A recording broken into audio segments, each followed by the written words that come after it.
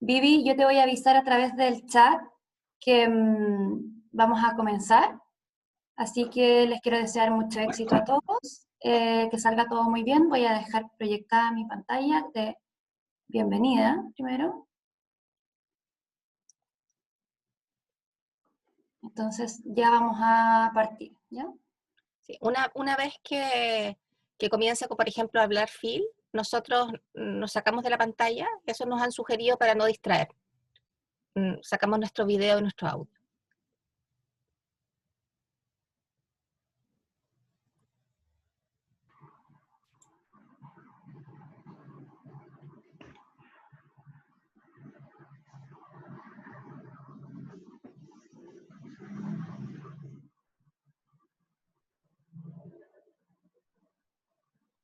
Hola, muy buenos días a todas y todos los asistentes. Mi nombre es Viviana Hochman. Soy investigadora del Centro de Investigación y Mejoramiento de la Educación CIME.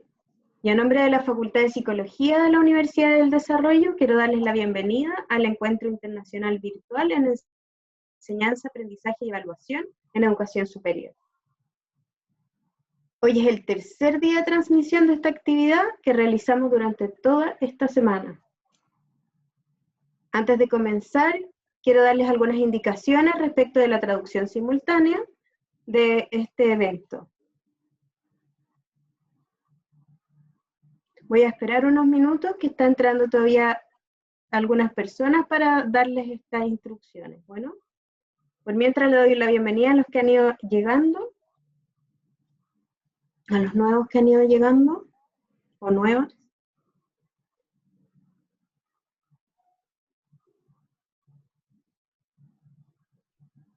Están algunos saludos ahí en el chat.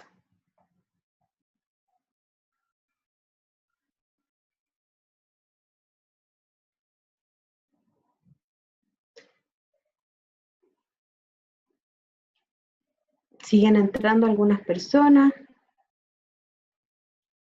todavía y les voy a dar algunas instrucciones o algunas sugerencias de cómo ocupar esta plataforma y la plataforma de traducción o de interpretación simultánea.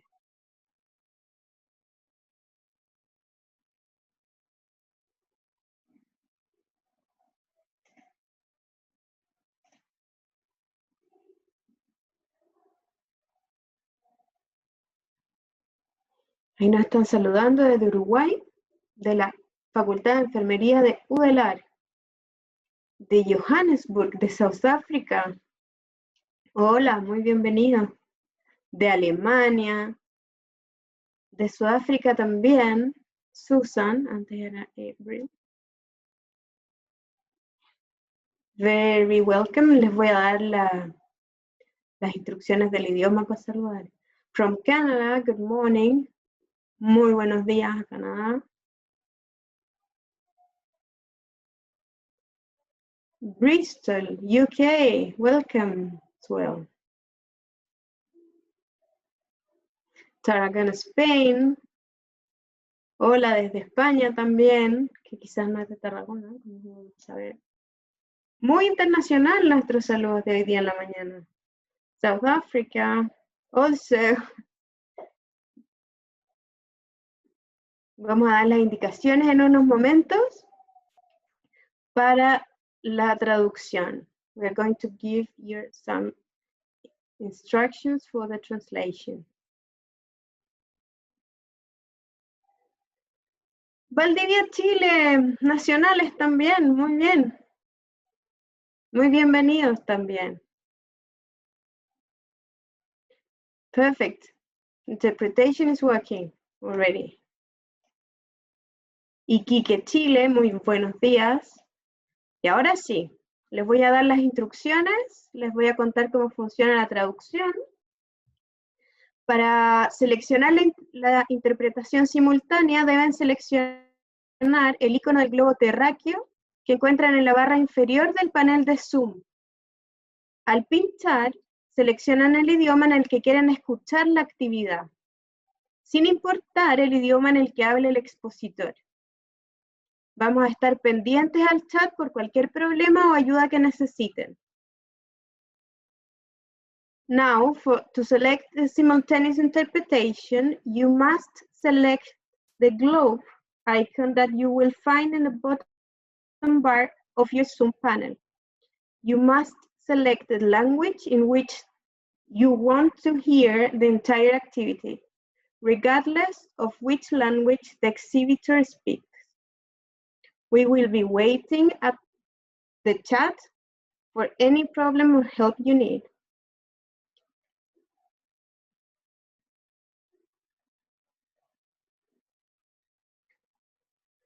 Los invitamos a participar de esta actividad realizando sus preguntas a lo largo de ella en la sección preguntas y respuestas, que está en la barra inferior de Zoom también. Agreguen el nombre del expositor para quien es la pregunta. Y les vamos a pedir que el chat lo usen solo en caso de problemas técnicos. Les quiero comentar que esta actividad está siendo transmitida a través del canal de streaming de la universidad uddtv.udd.cl y que durante los próximos días el video y la PPT estarán disponibles en la página web del seminario. Esperamos que hoy la tecnología y las conexiones nos acompañen, pero les pedimos consideración si es que tuviésemos algún problema técnico durante la charla. Comentarles también que tras esta presentación dejaremos, el video en el sitio.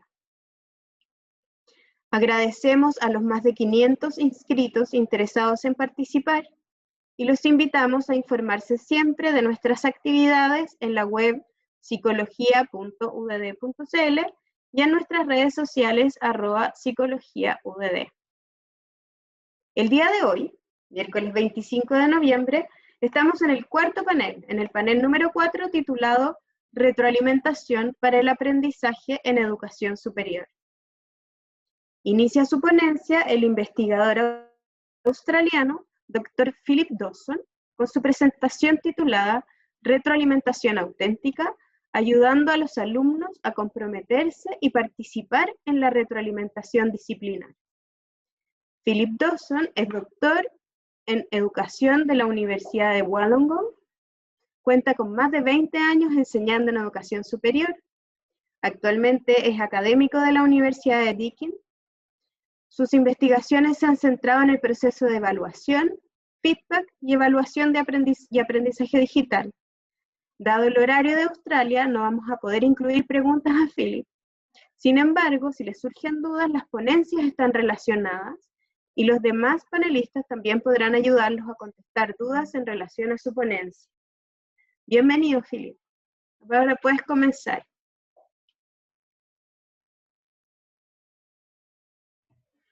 Thank you so much for the warm welcome. It is so good to be here. I'm going to be talking about authentic feedback.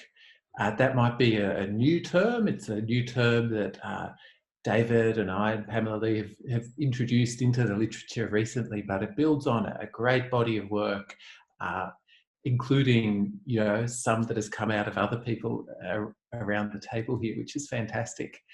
So I'm going to start off by saying that there has been a shift in what we think of as effective feedback. And this is a really important concept to sort of get your head around. Traditionally, when we thought about what made for good feedback, we used to focus on providing high quality feedback comments. Now that's still very important and very useful. Feedback still depends on useful feedback information. But there has been a shift from just focusing on that to also focusing on what students do and to focusing on students' work and learning processes around feedback. And in this new view of feedback, effective feedback requires effects. We judge the effectiveness of feedback not on the quality of the feedback information, but on the impacts that it has on students, on what students do with it. So in this view of feedback, something like I left feedback on their final essays, which they never collected, is not feedback. For feedback to be feedback, it has to have effects. In this view, it's what some researchers, I believe it's Roy Sadler, would call dangling data. It's hopefully useful information that was provided but never acted on by students. We want to do as little of this as possible. I've heard of this referred to in a talk by Naomi Winston as a feedback graveyard. We don't want feedback graveyards. So recently, several researchers put forward competing new definitions of feedback. Here's one of them that I was involved in.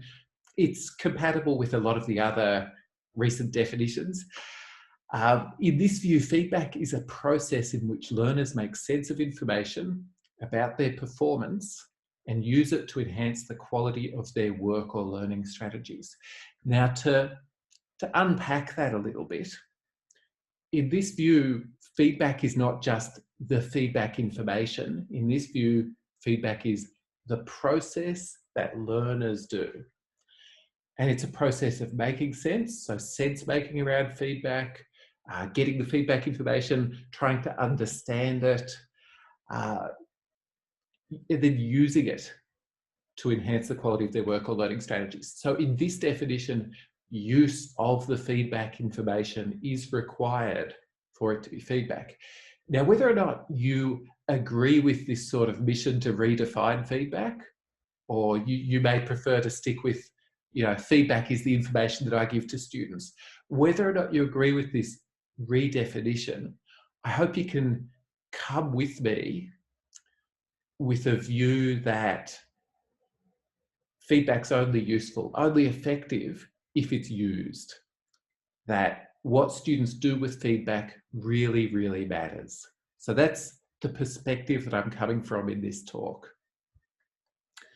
Now, this requires a lot from learners. If we start saying that learners need to be enacting feedback for it to be feedback, rather than having the responsibility solely live with teachers, part of the responsibility of feedback now rests with students. And that means they need more capabilities with feedback. So what might that look like? Well, some researchers, most prominently David Carless and David Bowd, have put forward the notion of feedback literacy. Feedback literacy here is the understandings, capacities, and dispositions needed to make sense of information and use it to enhance work or learning strategies. So it's a set of capabilities around the use of feedback. And this is something that Carless and Bowd and several other researchers argue is a necessary thing for students to be able to engage with feedback. That it's not enough to just give students useful feedback information. We need to also develop students' ability to make the most of that feedback information. So Carless and Bowd have put forward a model. There are a few other models in the literature as well, but I like this model for its simplicity, breaking feedback literacy down into these 4 component parts. And right now I'm having the experience of presenting somebody else's model while they are in the room, David Carless being the next speaker. So I hope I don't butcher his model too much. But we have this idea of appreciating feedback, which has a bit of a double meaning there. There's an appreciation of feedback as in an understanding or connoisseurship of feedback, but there's also an affective sort of, I appreciate the feedback, almost a gratitude for the feedback. There's the making of judgments. So actually deciding what of this feedback information is useful, what of this feedback information is useless or wrong. What might I be able to do with this feedback information? On the right, we have managing affect, because feedback is an emotional experience. managing might be a word that, you know, people might have moved on a bit from.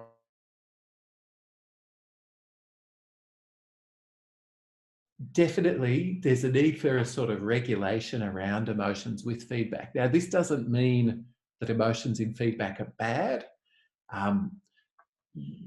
We might think about, perhaps like Peckrin has, thinking about sort of positive and negative emotions and activating and deactivating emotions. Sometimes negative feedback can be quite activating and lead to improvement in work. So we're not saying turn off emotions, we're saying make effective use of emotions. And then taking action. So if we stay with that idea that effective feedback needs to have effects, for students to engage in effective feedback, for students to have feedback literacy, they need to take action. They need to do something about it. So this set of capabilities is what I think of when I use the word feedback literacy. So feedback literacy is very important. It's something that's useful for university study, you know, because feedback is a very powerful thing. We know this from meta-analyses of feedback research. But feedback literacy doesn't just end when students graduate. Feedback literacy is ideally something that students take with them out into the world. And another parallel body of literature exists in the business literature. There's a concept called feedback-seeking behaviour, which has a lot of overlap with the higher education concept of feedback literacy. And in the business literature, it's found that employees often have difficulty with feedback seeking and making effective use of feedback.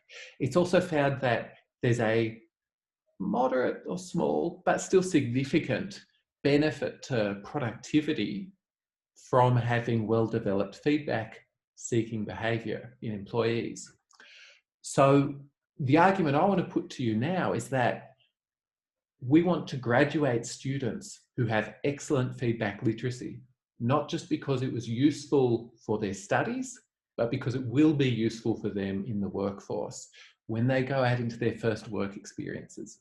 I don't know about you, but my first workplace experiences of feedback were very difficult. I didn't quite understand what to do. I felt that university hadn't really prepared me for experiences of feedback. I still, as someone who has a job now, find experiences of feedback very challenging in the workplace. I want better feedback literacy. So we talked at length about these ideas of feedback literacy, feedback-seeking behaviour, and trying to develop students who were able to be wonderful with feedback when they graduated. And we eventually moved towards the ideas that I'm going to talk about now, which are the real contribution of this paper. We had this question, which was sort of, how can we prepare students for the feedback practices they will find in the world of work? Because we think this is something very, very important. It's important for productivity, it's important for well-being, it's important for lifelong learning. So we thought, let's have a look at the authentic assessment literature. Let's start there. And you might recognise the lead author on that paper, who is around the table, Veronica Villarroel. There's this idea of authentic assessment in the literature. And it addresses this question of, well, how can we prepare learners for the tasks they will encounter in the world of work, in the world of their professional discipline? So to prepare learners for the work tasks they will face, we use authentic assessment. So authentic assessment aims to faithfully represent the sorts of tasks, contexts, and standards that learners will face in the world of work. You often see authentic assessment embodied as, we look at what people do in the workplace and we try and give students assessment tasks that are similar in some way to those work tasks that people do. Historically, higher education assessment contained a lot of tasks that were labelled as inauthentic. So a lot of, essays, that sort of thing. And in a lot of disciplines, essays are not an authentic assessment task. Essays don't really reflect what someone does when they graduate from their course of study and starts working. Now, that's not to say that essays are an inauthentic task. I was doing a large project on assessment design and talked with some historians, and they said essays in history are a very authentic task. As historians, we largely do work that looks a lot like essays. So to really know what's authentic assessment, you need a knowledge of the discipline. There's no such thing as a task that's authentic in all contexts. So I really like this paper that the reference is for down the bottom, because it gives a really good review of the literature on authentic assessment, and it identifies 3 dimensions. Realism, which is really what I've focused on there, representing what the task is really like, what the actual work of the discipline is inside an assessment task. Cognitive challenge, actually setting tasks that are of similar sort of cognitive challenge to what's found in the world of the discipline. And evaluative judgment. Evaluative judgment is your understanding of the quality of your own work and the work of others, and your ability to make judgments about quality. It's really important students have well-developed evaluative judgment when they graduate, because they need to be able to go into work and know if the work that they are doing is good enough, and know if the work that their colleagues are doing is good enough. If we imagine a surgeon graduating, they need to know if they've done a good enough quality surgery, for instance. So these are 3 dimensions to authentic assessment. So from that, we had some conversations around authentic feedback, thinking that this might be a similar sort of parallel concept that we might be able to develop. Now, this came out of a large Australian project, the Feedback for Learning project. I've got a link to that in a later slide. So we said, how can we prepare learners for the feedback they will encounter in work? So we propose authentic feedback. And similar to authentic assessment, authentic feedback aims to faithfully represent the sorts of feedback learners face in the world of work. What are the feedback processes that happen? How does feedback work in that discipline? Authentic feedback has 5 dimensions. Realism is similar to realism in authentic assessment, but rather than trying to represent the tasks that occur in the world of work, we are trying to represent the feedback practices that happen in the world of work. And I'll give some examples of some of those on the next slide. Cognitive challenge is similar. Often with university feedback, we might try and really make it easy to digest for students. But then students graduate into the world of work and they find feedback to be very mentally difficult. Affective challenge is an addition that we've made beyond what's in the other framework.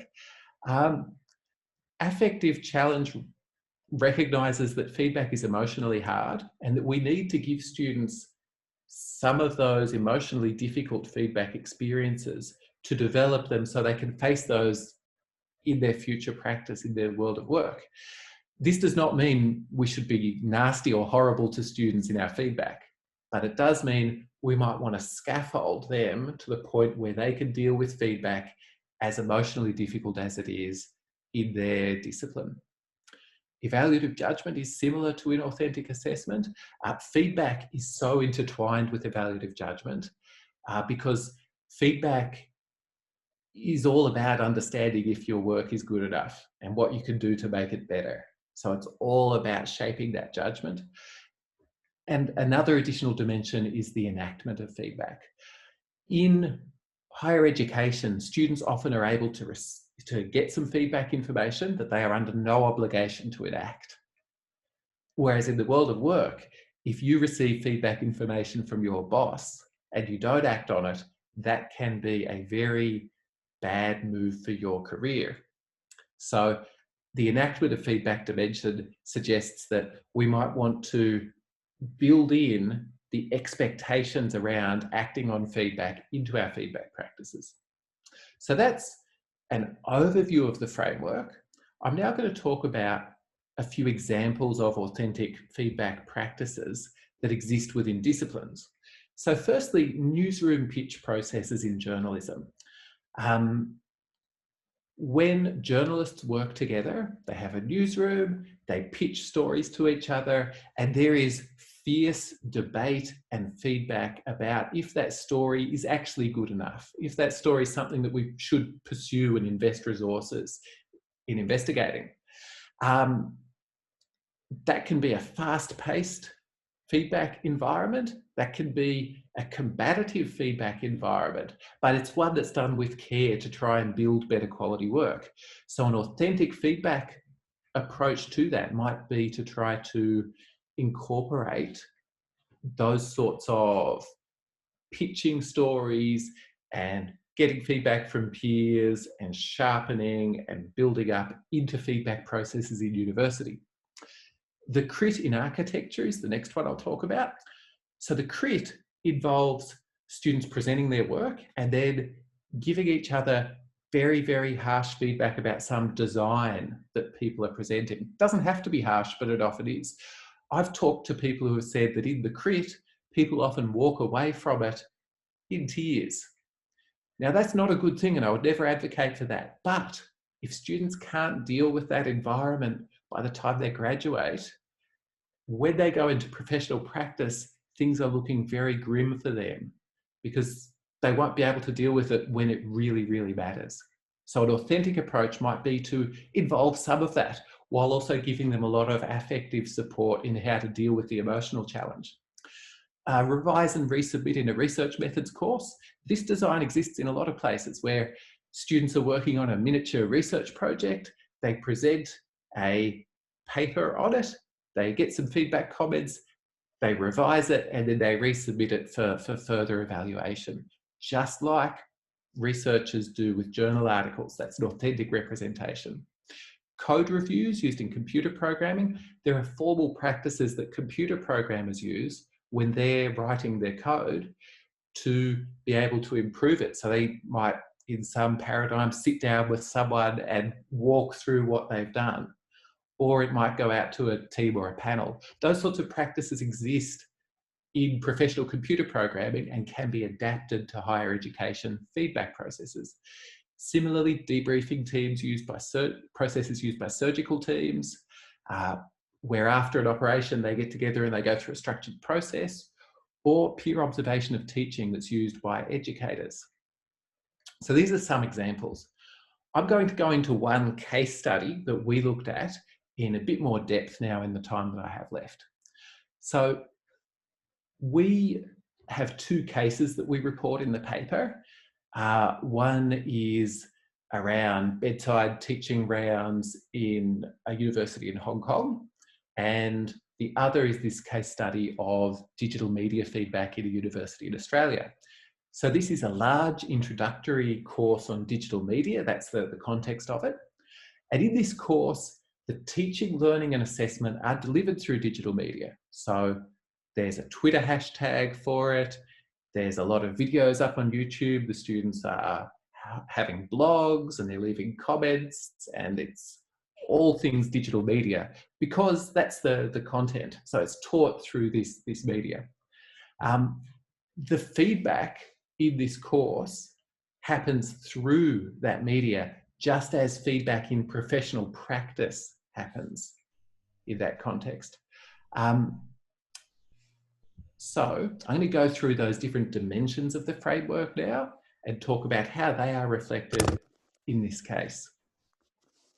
So for realism, we want to know to what extent do learners engage in the tasks and the social and physical contexts of feedback in the discipline or profession. So to what extent is that reflected in the feedback design? And for this digital media course, the feedback takes place in the authentic social and physical context of social media. So there's a realism in where it takes place. Now, realism's often thought of as, in terms of context, you know, having the feedback or the assessment take place in a physical location, but here it's in the digital location of social media.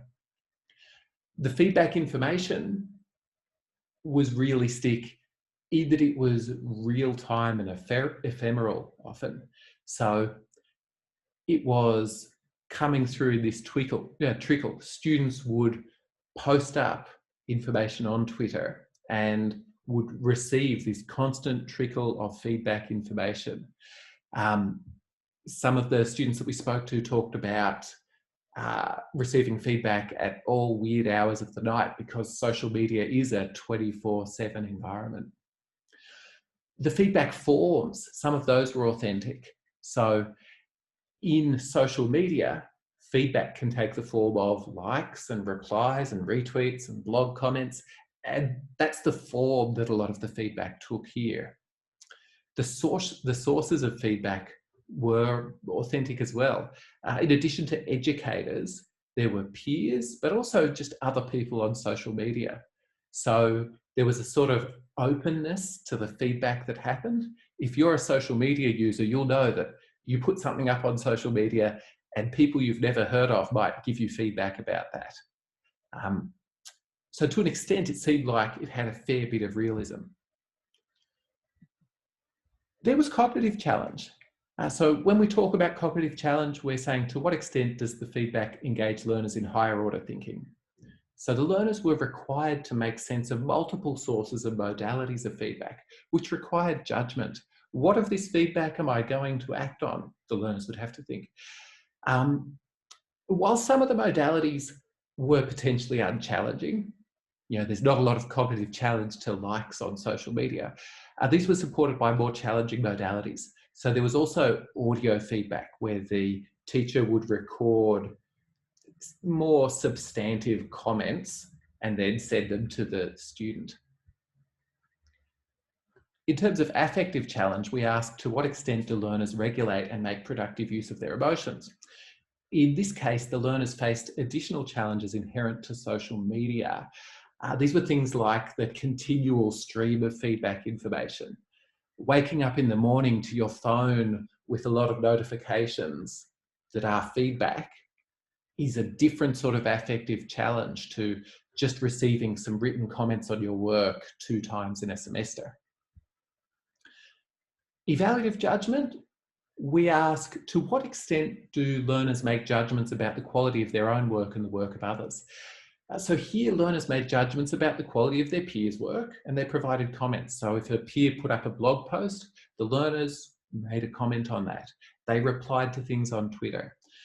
Learners also engaged with practitioners who commented about the quality of work. And this might have influenced the sort of standards. It might not have just been the university's standards. It might have also been the standards of the field, of people who are anonymous practitioners out there in the world.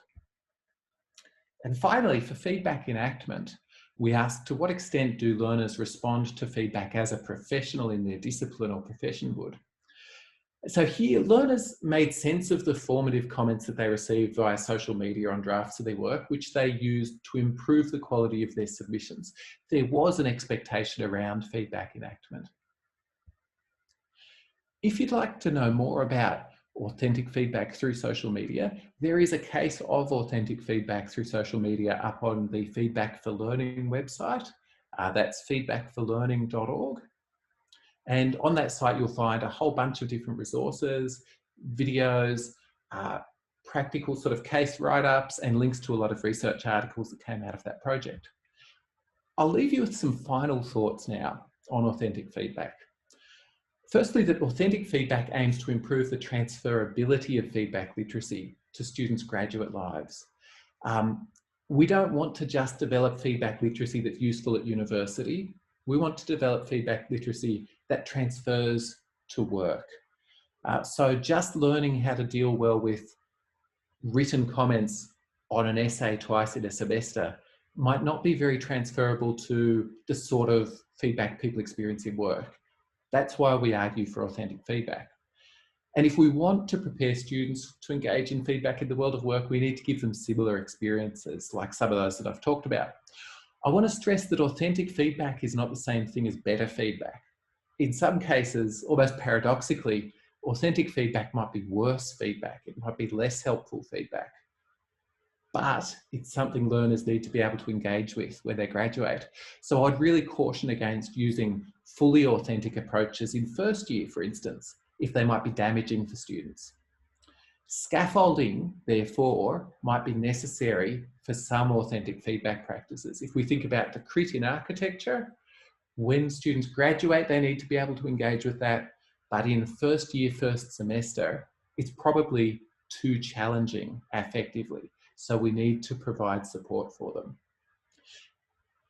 In my view, the key question educators need to ask if they want to implement authentic feedback is, how closely do my feedback practices resemble the feedback practices of practitioners in my discipline? So thank you so much for listening to me talk about authentic feedback.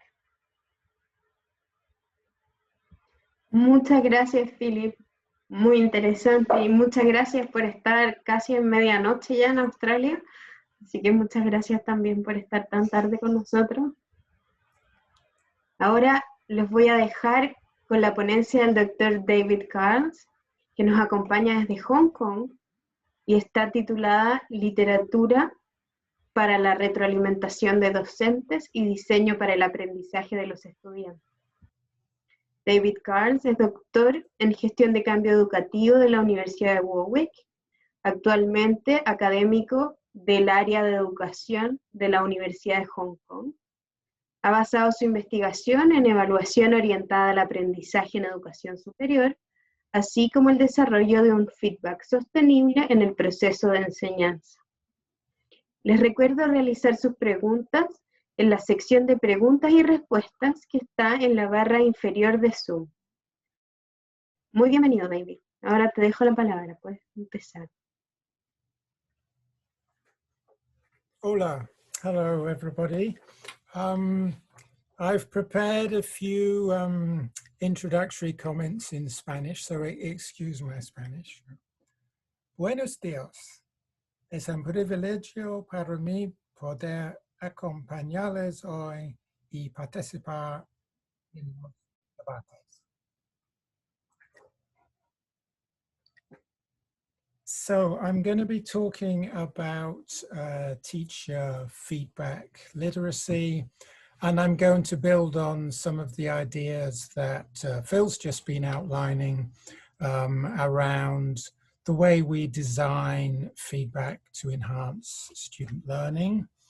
And I've put my Twitter handle on the first slide, and I've already been tweeting a few highlights from Phil's speech. And in addition, I've posted the slides from today's presentation as well. So there's plenty out there on Twitter if you are interested. So it's a great pleasure to be with you. And I'm going to share some data from some interviews that I've been carrying out with teachers in the University of Hong Kong. And I'm going to be trying to tease out some of the dimensions of teacher feedback literacy and talk a little bit about the interplay with student feedback literacy. And then I'll end in the traditional way with a few implications for research, for feedback researchers, and for practice. So teacher feedback literacy, the capacities, the skills, the willpower to design opportunities for students to use feedback. As Phil demonstrated rather nicely when he showed that pile of exam scripts or essays that went nowhere and were either not collected or not engaged with, a major focus of feedback researchers in probably the last 8 to 10 years or so has been, as Phil hinted at, on the impact of feedback and on the uptake of feedback.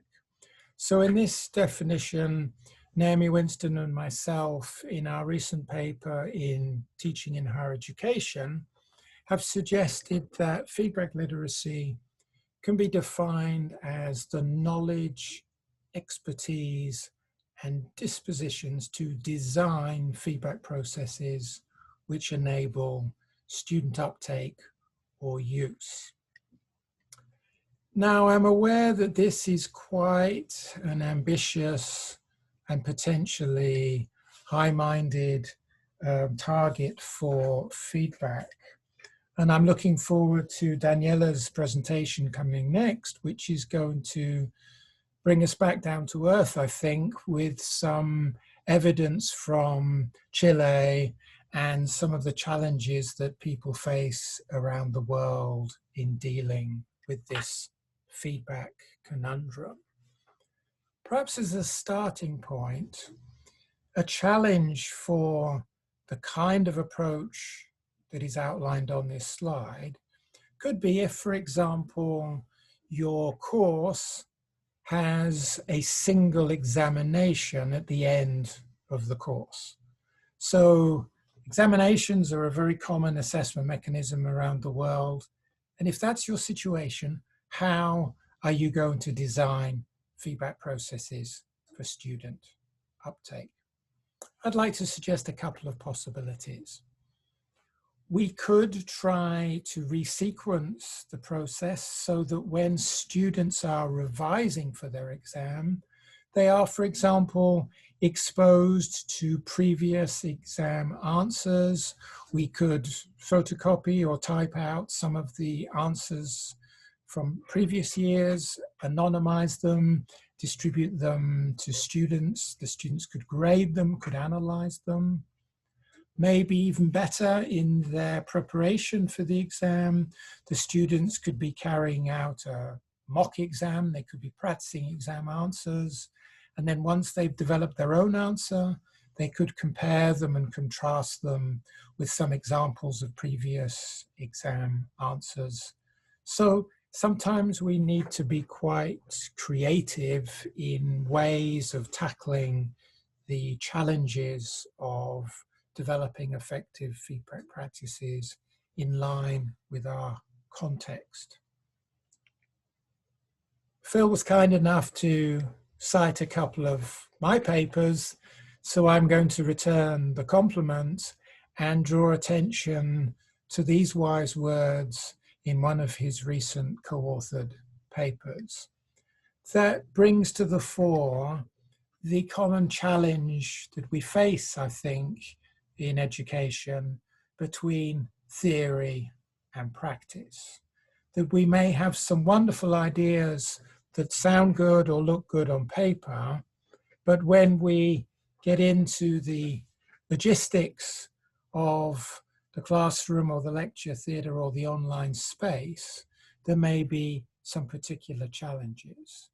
And I think this quotation from Phil's work brings forward quite usefully the fact that some of the ideas of feedback researchers, such as Philip and myself, David Bowd and others, may not yet have percolated through to the practitioners, and maybe this is a challenge for both parties. Maybe feedback researchers need to ground their ideas even more in realities, and maybe teachers need to reflect more on how they can enhance their feedback practices to link them with the current research thinking. In addition, feedback practices take place within particular disciplinary conventions and within particular disciplines. And we know, for example, in the sciences and in mathematics, there can be different kinds of formats with quizzes and exams that are quite different to the more essay type in history, for example, that Phil just referred to, or the kind of assessment types we might have in education. So the disciplinary kind of feedback literacies that we need depend very much on the nature of the discipline and the ways of thinking and learning in the discipline. And a recent paper led by my excellent collaborator Naomi Winston from University of Surrey is at the bottom of this slide.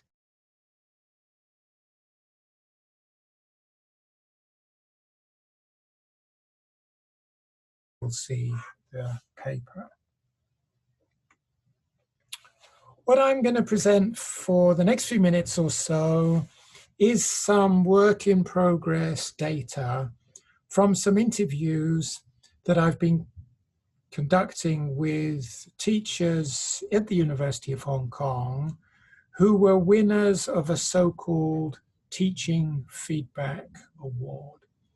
This is a student-nominated award that is student-driven, student-managed, where the students in the faculties, the 10 faculties of our university, are enabled to nominate and select a teacher in that discipline who they believe has particularly effective and useful feedback practices.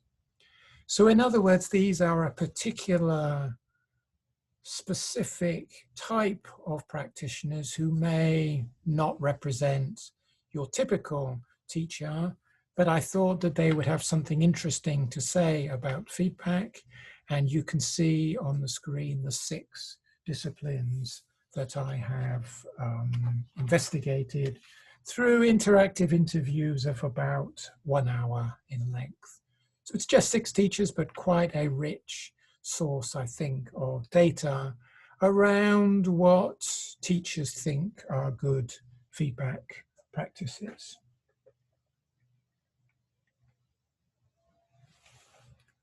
So the teacher in the Faculty of Law, she put a primary focus on the students as being at the center of feedback processes. And the image on the screen illustrates a particular strategy she uses, which she called the green tutorial. This was prior to the pandemic, I should add. And in a green tutorial, the teacher accompanies the students and they find a nice spot on the lawn and they have an informal opportunity to discuss learning and issues around legal issues and the law, studying law. So that was my first informant, a female from the law faculty. A significant theme in the data was also the timing of feedback, which is an important design consideration. And this teacher from the engineering faculty makes an interesting point that I've underlined here, a few points. In other words, sometimes less can be more in feedback. Too much commentary or too many comments can overwhelm the students. There's also the idea of design here, moving on to the next iteration. So feedback works best when there are multiple iterative sequences of draft and redraft, moving on to the next stage. How did some of the teachers in my study define or conceptualize feedback? I think in my data, the dominant mode of conceptualizing feedback was in terms of an interactive process. And you can see an example here, the idea of thinking of feedback as something that has some kind of interaction, maybe a question and a response and a follow-up. So a kind of interactive focus to feedback, which is obviously difficult to manage in large classes. So we need to make use of peer feedback, technology, discussion boards, digital interaction in different forms. The relational aspect of feedback was a particularly significant dimension in my data. This example from accountancy talks about the issue of care and equates feedback with being a coach or a mentor. And I think that's a nice analogy. Feedback as coaching or mentoring, showing our care for the progress of the learners. Following from the theme of care, the accounting teacher gave an example of when you present a gift to someone. Maybe some of you guys are looking forward to Christmas in Chile. And when we give a gift, we like to wrap it up to make it look nice. And this teacher was drawing an analogy that we need to sometimes wrap up the feedback in an attractive manner so that it is engaging with student needs. The science award winner in my study talked about empathy and respect and trying to develop the kind of relationships with students that showed an understanding and a support and a willingness to sort of put your arm around them and give them a pat on the back, give them some encouragement, particularly when we face challenges.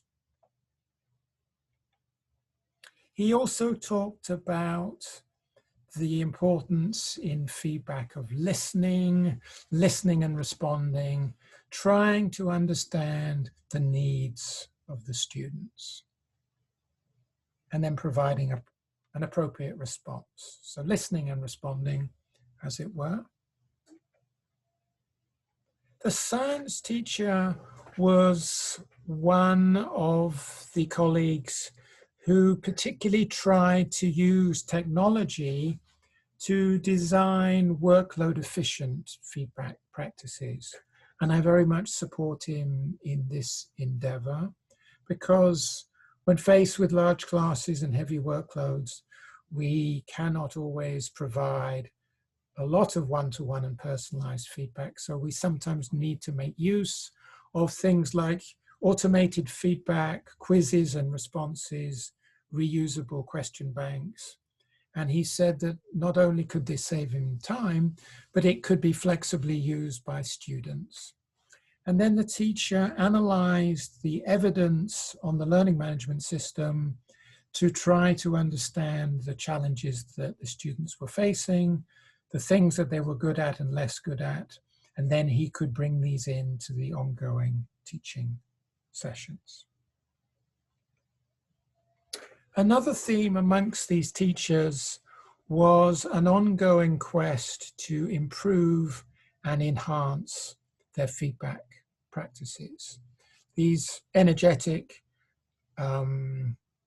practitioners of feedback methods were constantly trying to tinker with and refine and try new methods, fine-tuning their strategies continually on a regular basis. Finally, in terms of this data set, I'm going to turn to the award winner from the education faculty, who was the one who particularly placed emphasis on feedback designs.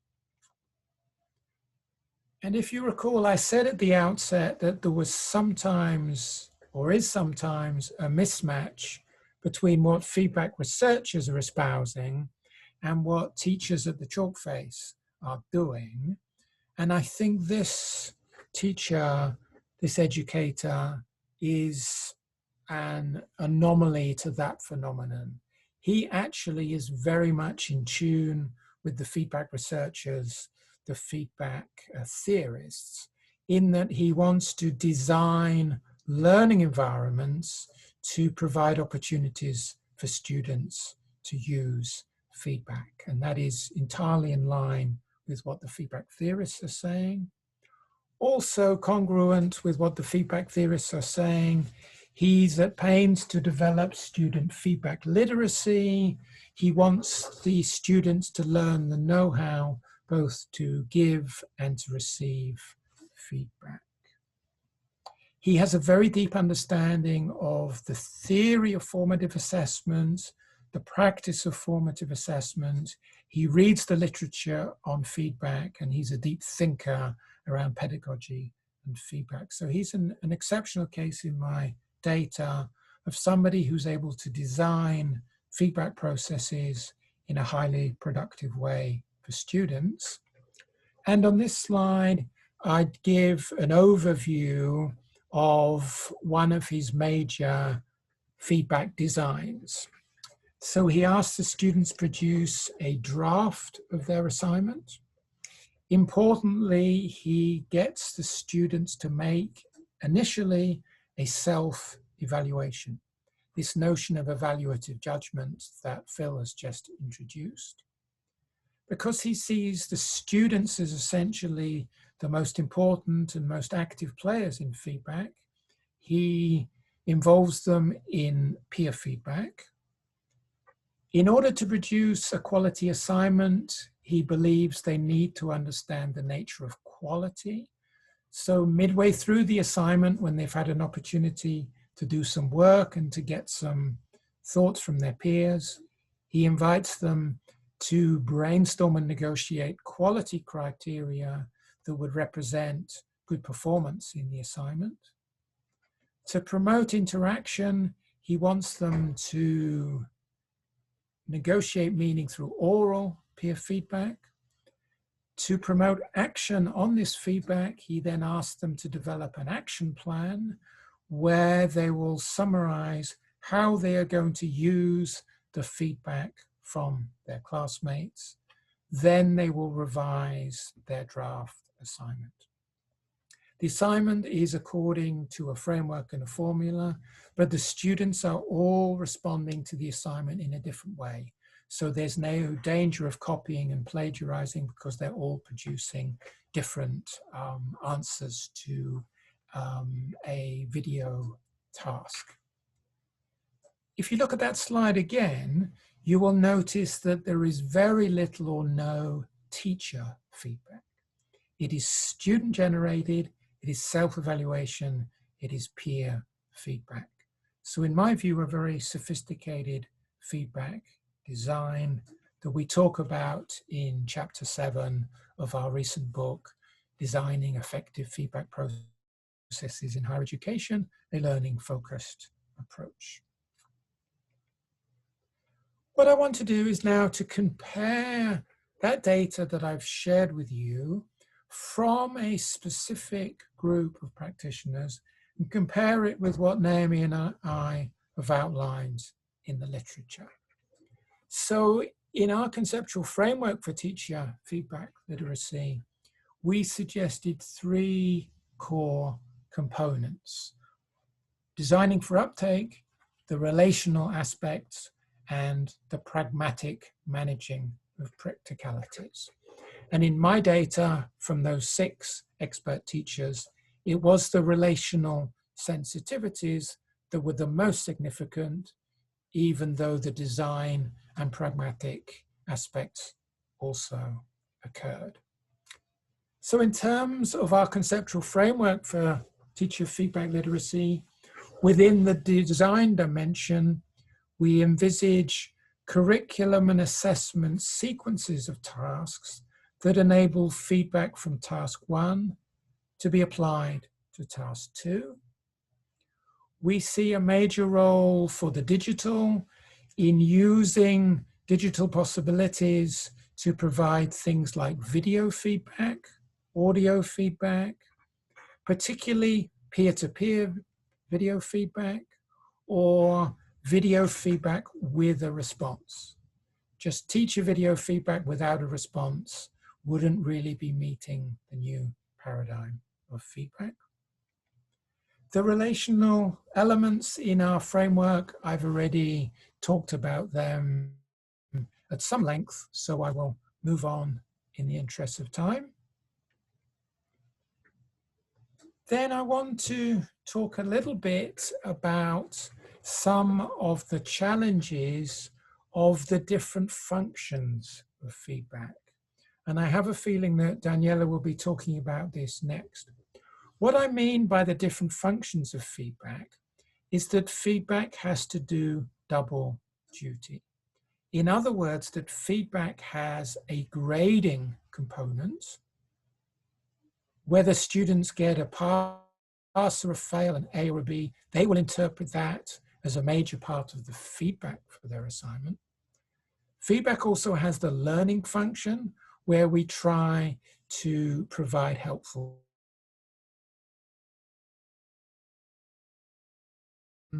when it needs to produce some outcomes and outputs, and it needs to be satisfying to students as well as being productive and useful for teachers. So feedback needs to be a partnership of shared responsibilities. When the teacher is responsible for setting up feedback designs, and the student is responsible for making use of the possibilities to produce peer feedback, to self-evaluate, and to develop their feedback literacy. Phil has already covered my paper with Dave Boud, so without further ado, I will move on from these two slides. And in the last 5 minutes or so, I will try to summarize some of the key implications from what I've been sharing today. The first considerable challenge, I think, is for us to be on the same page, the same wavelength, about what we think feedback means. And on this slide, I've outlined 3 possible interpretations of feedback. The first one is perhaps the more conventional view, as feedback as outlining strengths, weaknesses, and areas for improvement. The second one is more of the general interpretation I had of what the teachers in my data saw as feedback. They saw it as an interactive process that could often be teachers and students interacting around work. The third definition is pretty much the same as what Phil presented, and it's the kind of definition that feedback researchers have been putting forward since, I would say, Boud and Malloy 2013, and I followed this kind of way of thinking myself in my 2015 book and in later work. Now, given that many of you rather, are in Chile today, I was also thinking about how you define feedback in Spanish. And as far as I know, there are 3 possible definitions. La reacción, I suppose, like the second one, the interaction, the reaction or response. La retroalimentación. Now, that makes me think of retro as looking backwards. Alimentación makes me think of food, so I suppose back and food, feedback. And then you also have the term el feedback. Well, I suppose that puts the onus on English to come up with strong definitions of feedback. And I think on this slide, I've tried to tease out some of the potential complexity of defining and conceptualizing feedback. And is it going to be very difficult for us to improve feedback if actually we can't really agree on what the term means? My second implication is more at the practice level of how we might implement some of the ideas I've been talking about. I don't have time to go into the details, but I've given several references for each of these 2 strategies. And David Nichol has done fantastic work around student peer review and the potential of students to be generating feedback and relating it to their own work in progress. And I think there is analogous arguments in an area that I'm very interested in, is how we can use exemplars or samples of different levels of student work.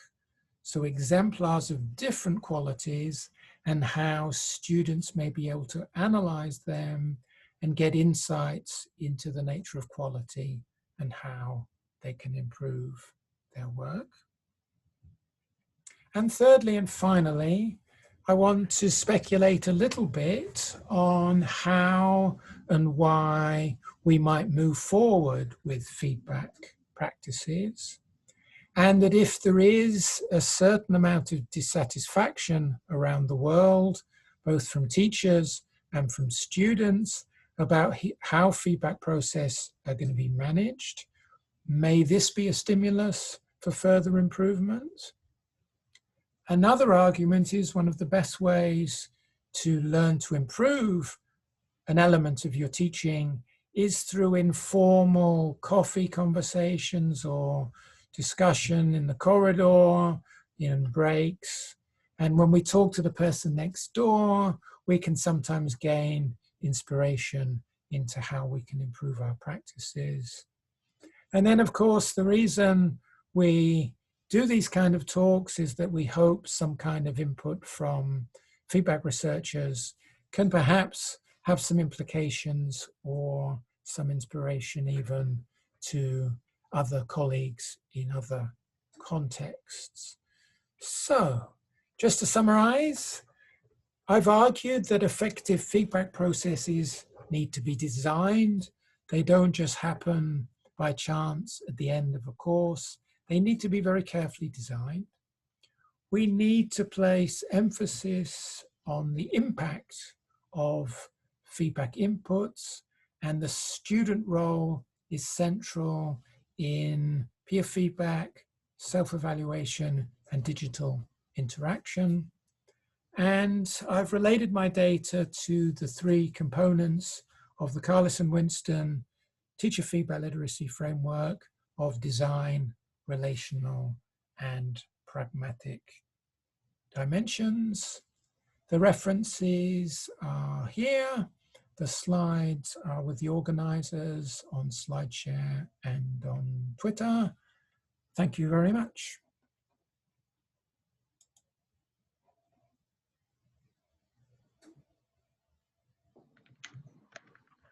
Muchas gracias, David. Ahora, y finalmente, quisiera dejarlos con la doctora Daniela Bruna, quien nos va a presentar el tema Desafíos de la retroalimentación en universidades en Chile. Daniela Bruna es doctora en Psicología de la Universidad de Concepción, actual docente e investigadora de la Universidad del Desarrollo y del Centro de Investigación y Mejora de la Educación CIME de la Facultad de Psicología. Su investigación se centra en la promoción de la autorregulación del aprendizaje superior. Les recuerdo realizar sus preguntas en la sección Preguntas y Respuestas y que esta está en la barra inferior de Zoom. Al final vamos a juntar las respuestas de David, preguntas para David y para Daniela. Ahora, Daniela, puedes comenzar. Muchas gracias, Viviana. Hola, muy buenos días a todos y a todas. Para mí es un honor estar participando de este panel con referentes tan importantes en el mundo de la educación y de la promoción del feedback, como son Philip Dawson y David Carless. Hoy día lo que les voy a presentar va a estar relacionado con desafíos que tiene el proceso de retroalimentación en universidades de nuestro país. Y voy a referirme tanto al concepto de feedback como al de retroalimentación, ¿ya? Como un poco pensando en que son el mismo proceso, pero que uno es la traducción de otro.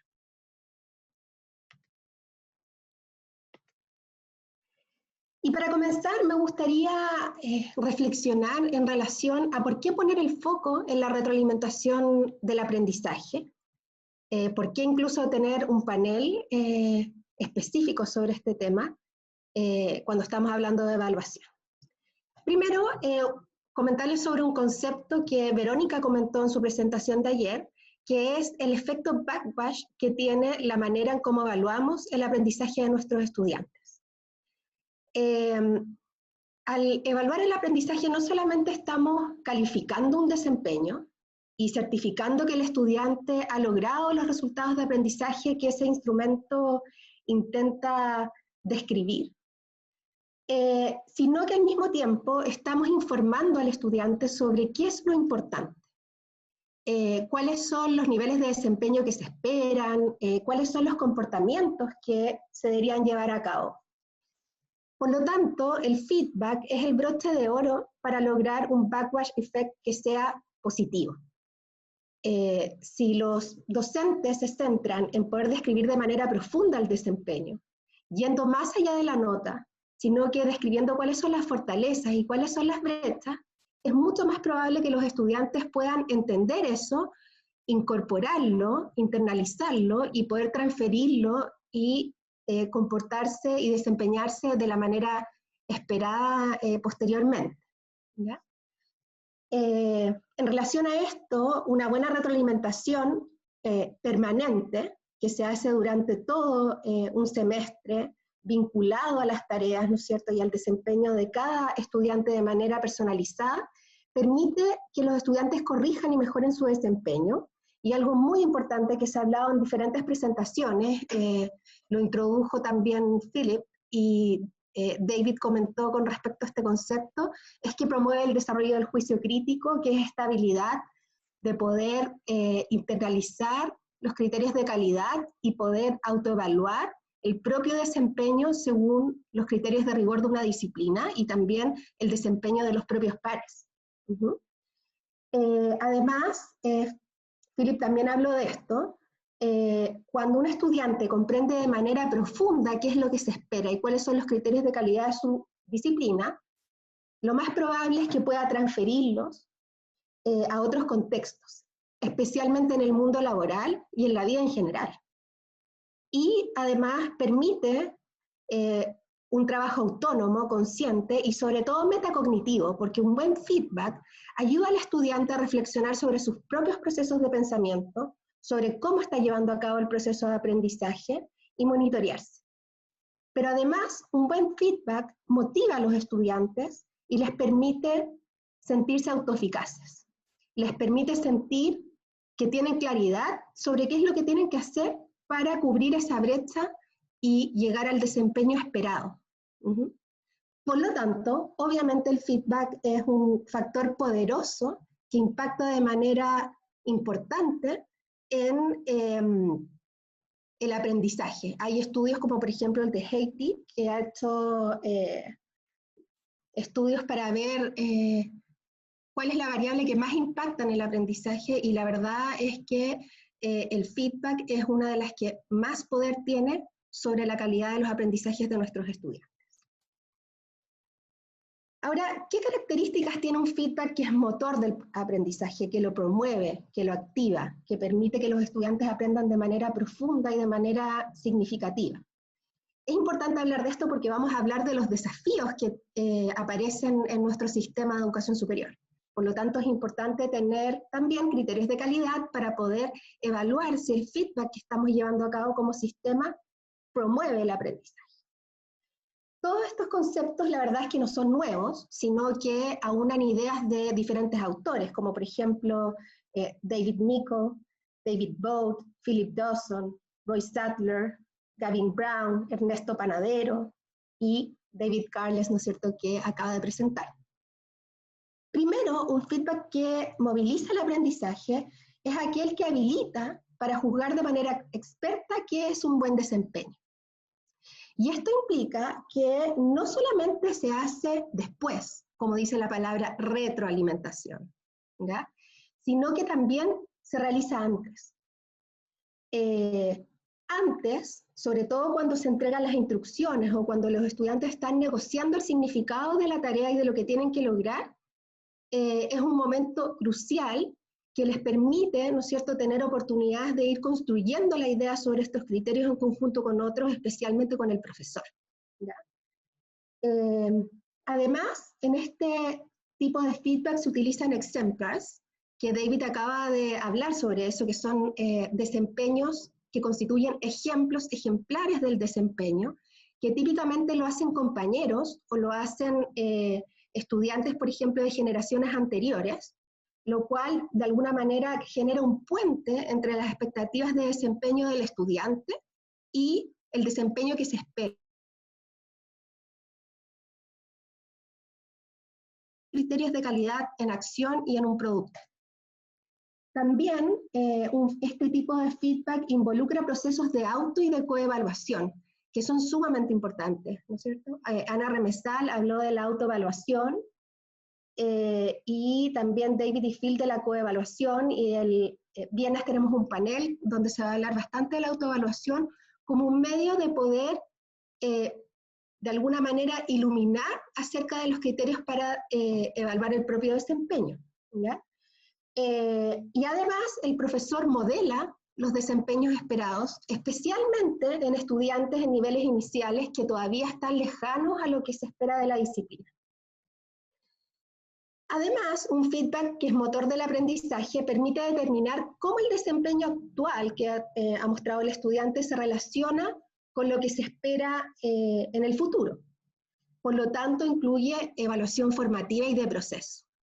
Que lo principal, típicamente son evaluaciones que no tienen nota, o que si tienen nota, esta tiene muy baja ponderación.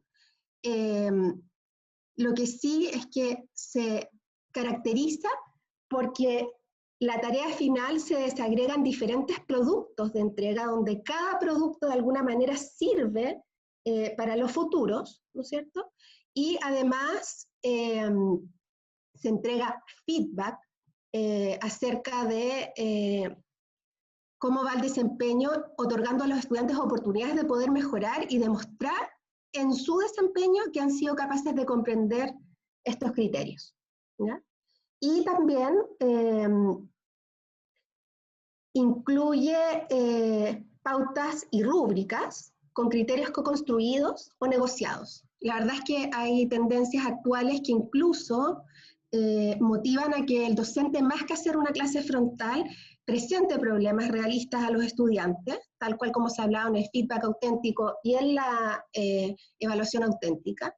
Pero aquí ya estamos en el ámbito de la instrucción, y que se trabaje todo el tiempo con los estudiantes, negociando y creando cuáles son esos niveles de desempeño esperados y cuáles son los criterios, y también la jerarquización de esos criterios para entender cuál de ellos es más importante para definir e ilustrar un nivel de buen desempeño en la tarea que se está realizando, ¿ya? Hay autores como por ejemplo Roy Sadler, que han trabajado muchísimo en ese tipo de estrategias. Bueno, y finalmente, impulsa actuar para cortar la brecha entre el desempeño actual y el desempeño esperado. Y esto es importante, porque como dijo Philip, entregar información al estudiante no basta. Necesitamos, más allá de entregar la información, dialogar con el estudiante, generar un significado común y motivarlo para que en su acción podamos evidenciar que entendió los criterios y que está mejorando la tarea, ¿ya? Por lo tanto, un feedback movilizador es aquel que se centra en destacar las fortalezas para ayudar a los estudiantes a plantearse metas, seleccionar estrategias y sobre todo sentirse autoeficaces y motivados, ¿ya? Sentir que dentro del trabajo hay algo rescatable, que van aprendiendo, ¿no es cierto? Pero también es un feedback que permite aprender del error, donde se describen las debilidades, lo que permite a los estudiantes identificar concretamente áreas de mejora, y además se entregan consejos acerca de qué hacer para mejorar, iluminando el camino a seguir. A veces no nos damos cuenta, pero damos mensajes que son poco claros y que no ayudan a los estudiantes a mejorar. Por ejemplo, ponemos en un ensayo un feedback escrito que dice problemas de redacción. Y para que el estudiante entienda que es un problema importante, lo subrayamos, lo ponemos en rojo, etc. Pero eso no da luces al estudiante acerca de qué es lo que tiene que hacer para mejorar su redacción. Lo más probable incluso que el estudiante no se sorprenda en tener, por ejemplo, un bajo puntaje en ese criterio, ¿ya? ¿Por qué? Porque muchas veces los estudiantes saben que no han tenido un buen desempeño, pero lo que necesitan, lo que requieren es entender qué tienen que hacer para poder mejorarlo. Y en ese sentido, el aprendizaje con otros, tal como proponen los modelos constructivistas sociales, es sumamente importante. Y aparece la figura de los otros, que se tratan del profesor y de sus compañeros. Bueno, ¿y qué es lo que hemos hecho? Nosotros aplicamos una encuesta que fue creada en Australia por un equipo de la Universidad de Monash, la Universidad de Deakin y la Universidad de Melbourne, liderado por Henderson, y en el cual también trabajan David Boat y Philip Dawson, que han trabajado con nosotros como asesores internacionales. Por lo tanto, el año 2018, el Dr. Boat nos invitó a aplicar esta encuesta en Chile, ¿ya? Y esta encuesta forma parte de un proyecto de investigación bastante importante, en el cual estuvieron involucradas estas 3 universidades, que se llama Feedback para el aprendizaje, cerrando el ciclo o el circuito de la evaluación, ¿ya?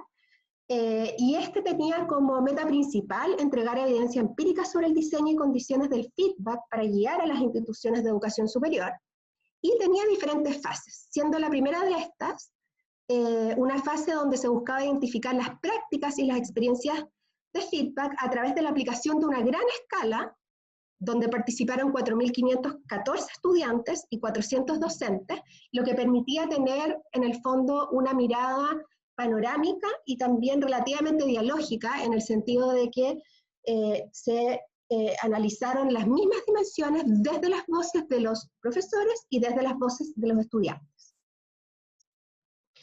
Yo aquí les dejé el link de ese proyecto. La verdad es que es un proyecto sumamente interesante, porque bueno, posteriormente a la encuesta, lo que ellos hicieron fue hacer focus group con los estudiantes y con los profesores para poder entender con mayor profundidad estos datos cuantitativos que arrojó la encuesta, pero también hicieron estudios de caso, ¿no es cierto? Estudios de caso que mostraban, por ejemplo, docentes y cursos donde el feedback, ¿no es cierto?, era de excelencia, evaluado por ambos actores.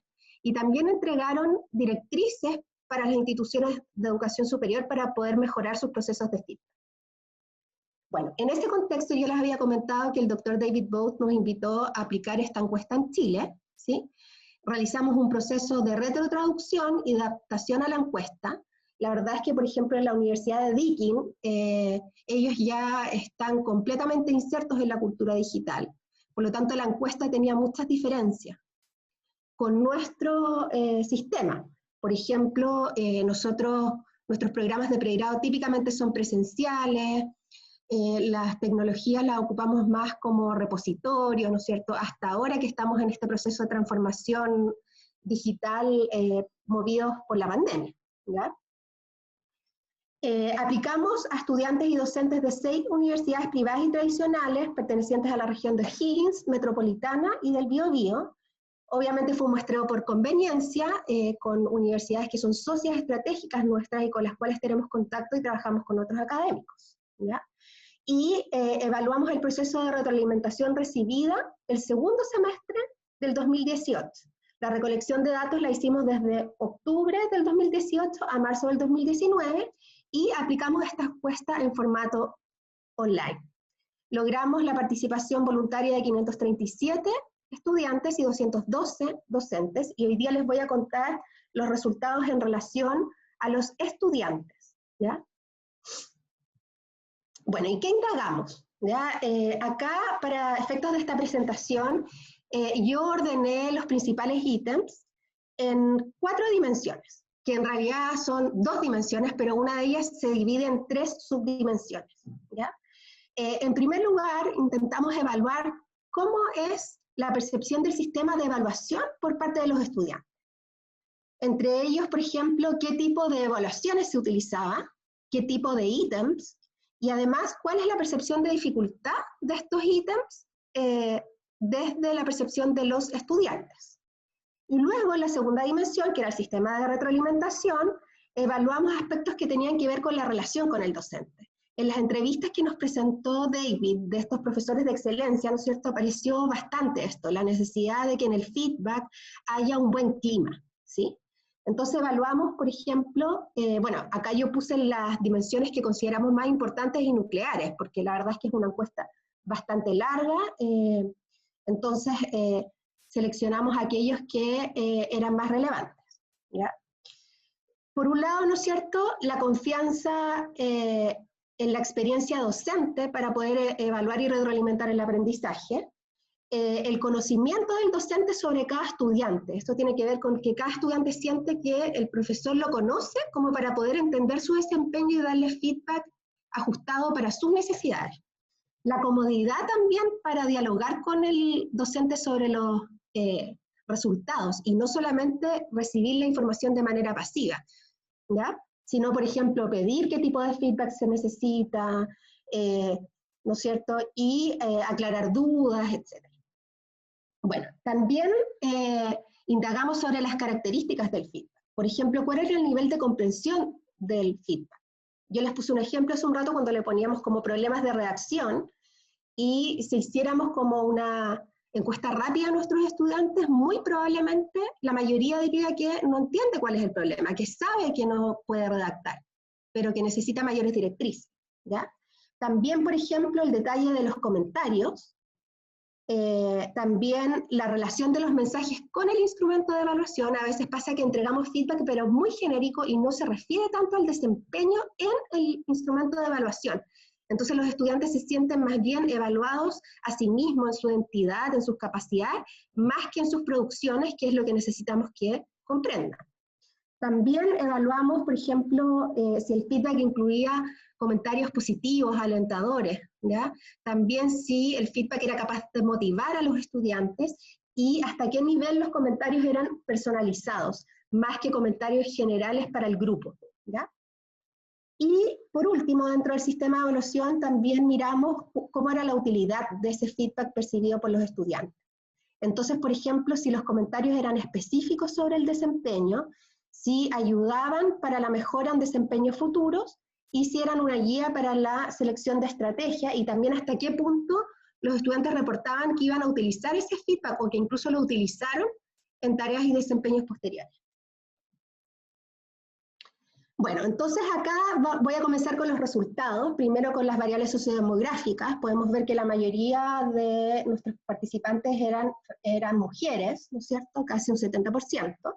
Y con respecto a su nivel de estudio, la verdad es que tuvimos una buena representación de todos los niveles, ¿no es cierto? Podemos ver que la mayoría eran de bachillerato, seguidos por estudiantes de licenciatura de tercer y cuarto año, y finalmente de título en su último año de estudios, pensando en el modelo chileno, donde nuestras carreras de pregrado en su mayoría tienen una duración de 10 semestres o 5 años. Bueno, con respecto a la disciplina, la mayoría de los estudiantes eran de carreras de ciencias de la salud, también de educación de diferentes pedagogías, de ciencias sociales, por ejemplo, psicología, periodismo, derecho, ciencias políticas. Ingenierías, acá se incluyen las ingenierías duras, tanto como las ingenierías blandas, o ingenierías que tienen más que ver con negocios, ¿ya?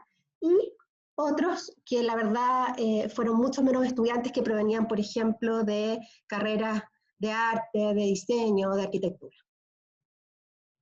Bueno, y con respecto al sistema de evaluación, en este primer gráfico se presentan diferentes tipos de evaluaciones. ¿Ya? Hay pruebas escritas, que está representado por lo que nosotros llamamos acá en Chile certámenes o solemnes, que son estas pruebas que tienen una alta ponderación en la nota final, y test escritos, ¿no es cierto?, que son como una lógica más de quiz, típicamente como controles de lectura, y los demás son tareas basadas en desempeño con productos orales, como diferentes modelos de presentación oral, y también, ¿no es cierto?, tareas basadas en desempeño con productos escritos, como por ejemplo ensayo, trabajos grupales, laboratorios. ¿Qué es lo que vemos acá?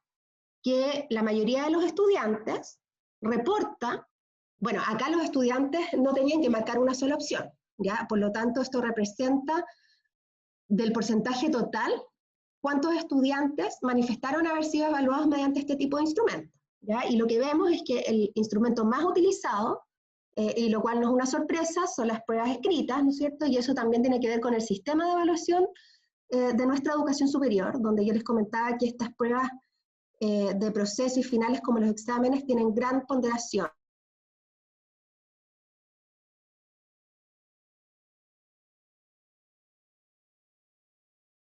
En general, y también las presentaciones orales, ¿ya? Y dentro de los menos ocupados, ¿no es cierto?, tenemos las actividades de laboratorio, los test escritos, los proyectos, ¿no es cierto? Y intermedio tenemos el ensayo escrito y el trabajo grupal. Con respecto a la categoría de este tipo de instrumentos de evaluación, ¿no es cierto?, tenemos que un alto porcentaje, ¿no es cierto?, son pruebas escritas, seguidas de tareas basadas en desempeño orales, y finalmente tareas basadas en desempeño escritas, ¿ya? Sobre los tipos de ítems, acá nuevamente lo que está graficando cada barra se refiere a el porcentaje de estudiantes que reportaron haber sido medidos con este tipo de ítem, y aquí analizamos, ¿no es cierto?, específicamente las pruebas escritas, ¿ya? Y podemos ver, ¿no es cierto?, que a mano izquierda están ítems que se caracterizan por ser de respuesta cerrada, por lo tanto típicamente miden más conocimiento memorístico o mecánico, y además son ítems donde en el fondo el feedback no va mucho más allá de entender por qué se obtuvo el puntaje o no, ¿ya? Versus a mano derecha tenemos ítems de respuesta abierta, donde el estudiante puede de alguna manera crear conocimiento y utilizar ese conocimiento para analizar y examinar diferentes situaciones, donde además es mucho más fácil y más aportador el feedback que podemos entregar como profesores, ¿ya? Y acá podemos ver, ¿no es cierto?, que la mayoría de los estudiantes reportan haber sido evaluados con desarrollo extenso, resolución de problemas y desarrollo breve, y intermedio, la verdad es que análisis de caso, que eso es importante porque el análisis de caso permite de manera mucho más natural la aplicación de la evaluación auténtica, por lo tanto está bajo, ¿ya? Y en relación a los ítems de respuesta cerrada, la verdad es que una mala noticia es que todavía persiste en el uso de verdaderos y falsos, completación y términos pareados, que la verdad es que los modelos actuales desalientan ese tipo de ítems, ya que no promueven un aprendizaje profundo de transferencia y construcción del conocimiento. Bueno, y acá tenemos la percepción de dificultad según el tipo de ítem, ¿ya? Y acá tenemos que, por ejemplo, los términos pareados son percibidos como fáciles por la mayoría de los estudiantes, lo mismo que la completación, y lo mismo que el verdadero y falso. En cambio, cuando ya hablamos de los ítems de desarrollo y de respuesta abierta, ¿no es cierto?, tenemos que la mayoría de los estudiantes percibe el desarrollo extenso, el análisis de caso y la resolución de problemas como más compleja cognitivamente. Y esto, de alguna manera, apoya los resultados en el proyecto de evaluación auténtica que ha realizado Verónica, donde yo soy coinvestigadora, donde se muestra que los profesores en general, de manera espontánea, sin capacitación, realizan mejores preguntas de desarrollo extenso y de respuesta de desarrollo, más que preguntas como, por ejemplo, opción múltiple, que si bien, ¿no es cierto?, son muy eficaces y permiten una rápida corrección, tienen la dificultad, ¿no es cierto?, de que son muy complejas de construir para que puedan evaluar incluso habilidades cognitivas que son de tipo intermedio.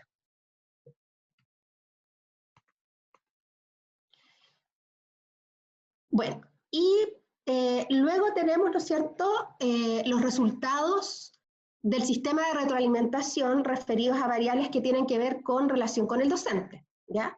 Y acá podemos ver que en general nuestros estudiantes perciben el feedback y el ambiente en el que se da como algo positivo, ¿ya? Por ejemplo, acá están representados, ¿no es cierto?, de acuerdo, neutro y en desacuerdo. La mayoría, 84%, siente confianza en la experiencia del evaluador para poder darle feedback. Y además, también la mayoría, 70%, se siente cómodo para dialogar con el docente. Ahora, donde tenemos un ámbito de mejora importante es en el conocimiento del docente sobre cada estudiante, que se refiere a esta idea de que el estudiante percibe que el profesor lo conoce y que está retroalimentando su desempeño específico, y no el del grupo en general, ¿ya? Porque acá solamente 52,8% de los estudiantes se sienten seguros acerca de eso. Sobre las características del feedback, podemos ver que, bueno, acá esto representa el porcentaje total de los estudiantes que están de acuerdo, ¿no es cierto?, con estos indicadores. Podemos ver que muy pocos manifiestan sentimientos negativos con respecto al feedback, ¿sí? También 47% manifiesta que ha recibido comentarios positivos, 54% dice que el feedback está relacionado con el instrumento, 55% siente que el profesor se da el tiempo para, de alguna manera, retroalimentar en detención a los estudiantes. También 68% reporta que siente que el feedback les permitió motivarse, ¿ya? 68% que era un feedback suficientemente detallado, 69% que era personalizado y 81% que lograron comprender ese feedback. Y sobre la utilidad del feedback, podemos ver que la mayoría de los indicadores están en un buen nivel. De alguna manera el feedback guía para que los estudiantes seleccionen las estrategias que tienen que ocupar después, también les entrega comentarios específicos acerca de cómo mejorar, manifiestan que van a utilizarlo en el futuro, que les influencian cómo se van a desempeñar en sus trabajos posteriores y les ayuda además a mejorar ese desempeño. Pero un ámbito que tenemos un espacio de mejora, ¿no es cierto?, es si se utiliza o no la evaluación formativa. ¿Ya? Y esto nos muestra que nuestros estudiantes están ávidos de recibir feedback, que lo requieren y lo necesitan, ¿ya? Ahora, también quisimos avanzar un poco en el tipo de análisis y hacer modelos un poco que explicaran diferentes ámbitos de un buen feedback, ¿ya? Y un primer modelo intenta explicar qué variables influencian en que el feedback sea percibido como útil por parte de los estudiantes. Y esto lo hicimos a partir de un modelo obtenido mediante regresión ordinal, ya que la variable dependiente es una variable ordinal, ¿ya? Y que es la percepción de acuerdo con si el feedback es útil o no, ¿ya? Y acá están las diferentes variables que miramos género, edad, nivel, disciplina, información entregada y el nivel de comprensión, ¿ya? Y la verdad es que encontramos que el feedback no se percibe como mayor o menormente útil según el género, la edad, el nivel o la disciplina. Sino que lo que importa para que los estudiantes perciban que esté útil es el tipo de información que se entrega, ¿ya? Los estudiantes perciben que este es mucho más útil cuando efectivamente se entrega no solamente la calificación, sino que la calificación va acompañada de comentarios de buena calidad que le permiten al estudiante entender su desempeño y mejorar, pero además cuando el feedback permite comprender de manera profunda cómo fue el logro de los criterios de calidad esperados, ¿ya? Por lo tanto, el feedback es percibido como útil cuando además de entregar la calificación se acompaña de comentarios orales escritos y estos se comprenden profundamente independiente de las demás variables. Otro modelo explicativo que quisimos realizar fue qué características ayudaban a entender cuando el feedback motiva a los estudiantes, que es algo muy importante porque hemos hablado muchísimo en diferentes presentaciones que hemos hecho en este encuentro, ¿no es cierto?, de que el feedback tiene que ser motivador y alentar a nuestros estudiantes a incluirlo en sus acciones y en su desempeño, ¿ya? También lo hicimos mediante regresión ordinal, donde la variable dependiente era qué tan útil era percibido el feedback por parte de los estudiantes. Y acá nuevamente tenemos variables como género, nivel, disciplina, comodidad, para dialogar, o sea, la naturaleza dialógica del feedback y finalmente la calidad de la relación, ¿ya? ¿Y qué encontramos acá? Primero, un resultado que es un poco preocupante y que necesitamos mirar con mayor detención para poder entenderlo, y que es que los estudiantes de carreras que provienen de ciencias sociales se sienten menos motivados con el feedback entregado por sus profesores, ¿ya? Y por otro lado, mientras mayor naturaleza dialógica tenga ese feedback, más va a motivar. Por lo tanto, algo muy importante es entregar oportunidades, ¿no es cierto?, para poder mejorar eso. Bueno, y a partir de estos resultados yo quiero instalar ciertos desafíos que están en diferentes niveles. Hay algunos desafíos que tienen que ver con prácticas docentes, pero también hay otros desafíos que tienen que ver con qué tienen que hacer las instituciones para poder de alguna manera proveer estos espacios y un escenario que sea propicio para entregar un feedback de buena calidad. El primer desafío es que necesitamos mejorar la calidad de las pruebas escritas. Tenemos que, y muy relacionado con el desafío 2, disminuir preguntas de respuesta cerrada, eliminando algunas de nuestros sistemas, particularmente aquellas que tienen que ver con términos pareados, verdadero y falso, completación, ¿ya? Sobre todo porque tienen que pensar que es un desempeño que es muy poco realista, no es lo que van a tener que hacer después nuestros profesionales cuando ingresen al mundo laboral. El tercer desafío, proveer condiciones institucionales para el diseño y corrección de este tipo de instrumentos. Un tema importante es que muchas veces tenemos muchos estudiantes en el aula.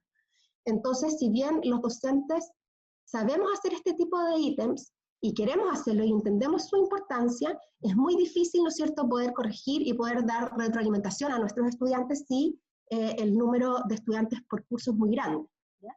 Tercer desafío, generar mecanismos para que los estudiantes perciban que los conocemos y que el feedback es individualizado. Recuerden que el área más importante dentro de las variables relacionales y que estaba más baja era esta de que los estudiantes sintieran que el profesor los conoce y que les da feedback individualizado. El cuarto desafío, mantener este buen clima del feedback.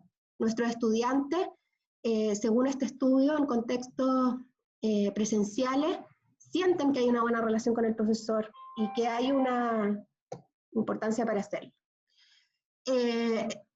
Pero tenemos que pensar cómo mantenemos eso en el contexto actual, en el que nos hemos tenido que mover rápidamente a una transformación digital y que estamos, ¿no es cierto?, en pandemia, además, con todo el estrés y variables que provocan barreras que esto influye. Desafío 5, ayudar a nuestros estudiantes que no sienten un buen clima. Si bien son pocos, eran alrededor de un 10%, ¿no es cierto?, por ejemplo, los que veían que habían comentarios desalentadores, son los que requieren más apoyo. Nicole y McFarlane Dick, por ejemplo, autores británicos, proponen que el feedback interactúa con la motivación de nuestros estudiantes. Entonces, obviamente, aquellos que perciben que hay un peor clima y se sienten menos motivados y menos autoeficaces para implementar ese feedback, difícilmente van a poder incorporarlo para mejorar. Por lo tanto, el feedback también tiene que ir de alguna manera hacia ellos, ¿ya?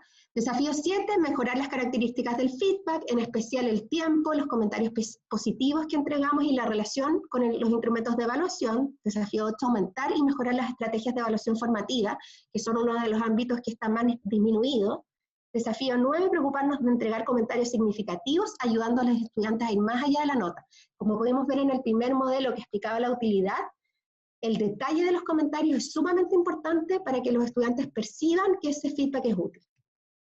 Desafío 10, un feedback dialógico para una comprensión profunda. Los estudiantes necesitan co-construir significado y sobre todo negociar qué es un criterio de buena calidad. Y eso solamente se logra a través del diálogo con sus compañeros y con los profesores.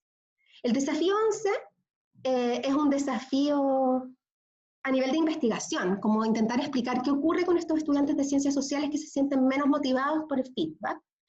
El desafío 12 también es para los investigadores, ¿Cómo habrá cambiado este proceso con la transformación digital en pandemia? En general hay una sensación de que nuestros estudiantes están cansados y más desmotivados y menos comprometidos. Entonces es importante explorar eso. Y por último, un desafío para nosotros, para Verónica que lidera esta investigación y para mí como coinvestigadora es poder de alguna manera comparar cómo es nuestra realidad con respecto a las universidades australianas que son referentes en el mundo en relación a sus prácticas de feedback. Eso, esa es mi presentación. Muchas gracias.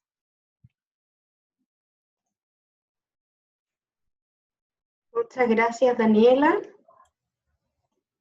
Muchas gracias por tu presentación. Y a los dos, muy interesante sus ponencias. Ahora vamos a tener los 20 minutos que quedan para que David y Daniela nos respondan las preguntas de la audiencia. Y como les había comentado, que debido a las diferencias horarias no incluimos al Dr. Philip.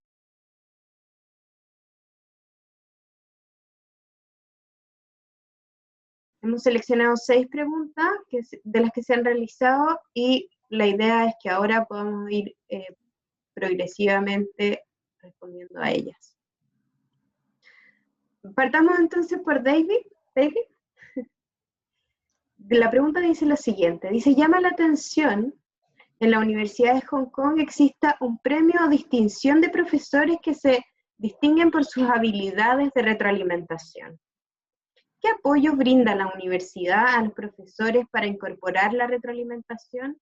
¿Qué acciones, tipos de talleres, incentivos han resultado útiles? ¿Qué competencias docentes se promueve desarrollar? Si tuviera que centrarse en una idea clave para ayudar a los profesores a mejorar sus prácticas de retroalimentación, ¿cuál sería? Esa es la primera pregunta con varias preguntas adentro.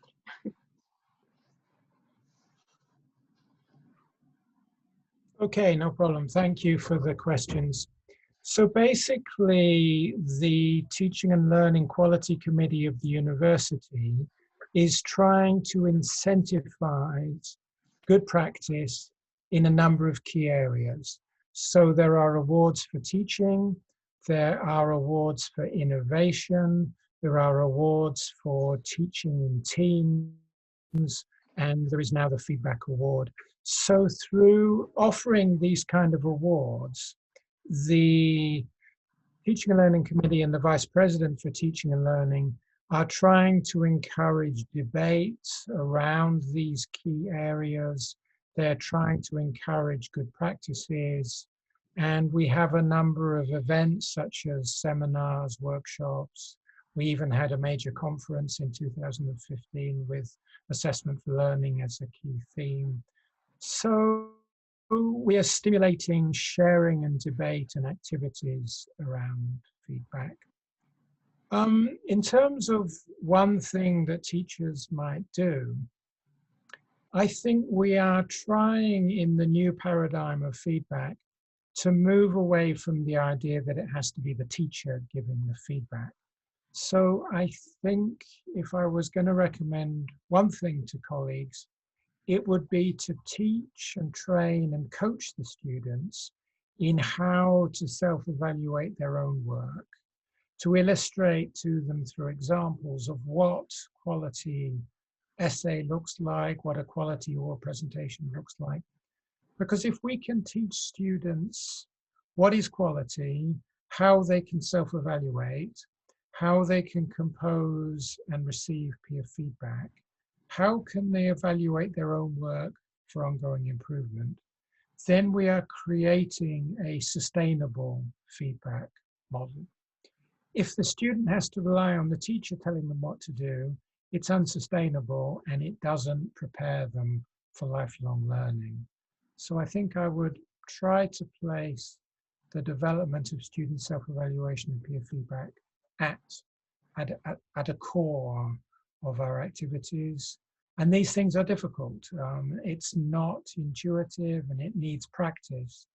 But I think it is essential for lifelong learning and essential for being a productive member of society, being a productive member of a discipline, being a productive member of the workplace, is to be able to learn how to self-evaluate your performance more effectively, and how to offer peer feedback, and to use peer feedback, and to use things for continuous improvement. So I think sometimes as teachers and academics, we could model for the students some of the feedback we've received. If we submit to journals, we get comments, we then have to revise and resubmit. We get rejections, we get peer observations. So I think we can try to unpack some of these issues for our learners and develop their feedback literacy, as it were.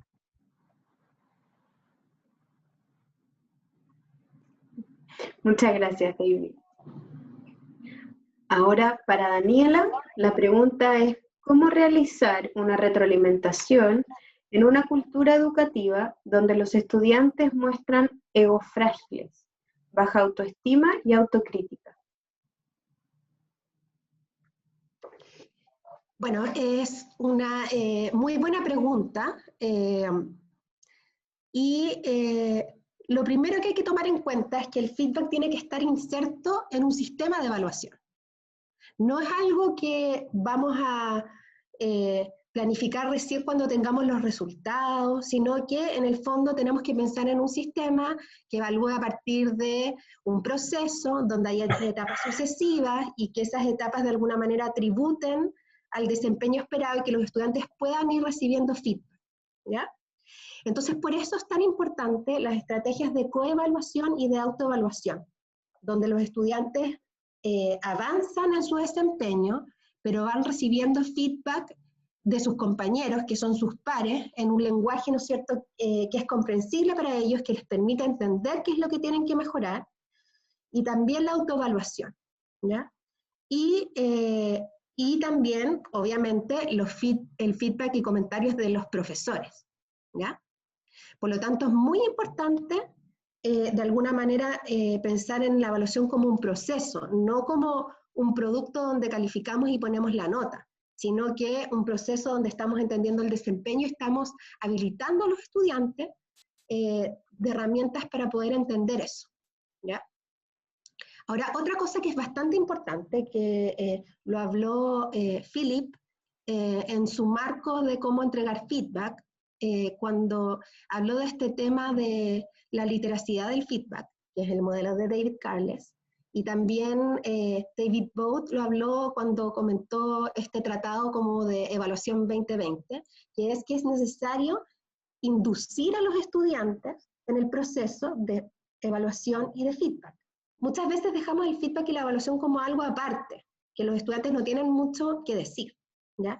Pero es distinto si nosotros explicamos cómo vamos a evaluar, y sobre todo si trabajamos los criterios de calidad con ellos, porque de esa manera los van a ir internalizando y sintiendo, ¿no es cierto?, que es algo que pueden lograr.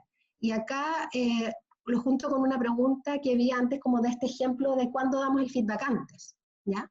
Por ejemplo, a partir de los exemplars. Le mostramos al estudiante un producto cercano a su, en el fondo, repertorio, como posible de lograr por él, que tienen que analizar hasta entender y desentrañar qué es lo que ese producto hace que sea de buena calidad. Por lo tanto, va a ser mucho más posible replicarlo, y no de una manera como mecánica, sino que creativamente, ¿sí?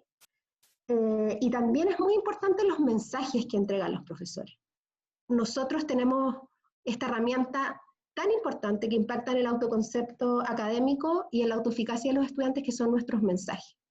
Mucho tiempo los profesores universitarios dieron mensajes más bien negativos, como que por ejemplo el 7, la nota máxima, era solo del profesor o incluso de Dios, o si los estudiantes, por ejemplo, preguntaban algo de un certamen, la respuesta del profesor era, bueno, yo te lo corrijo, pero así como puede mejorar tu desempeño, puede bajar tu nota.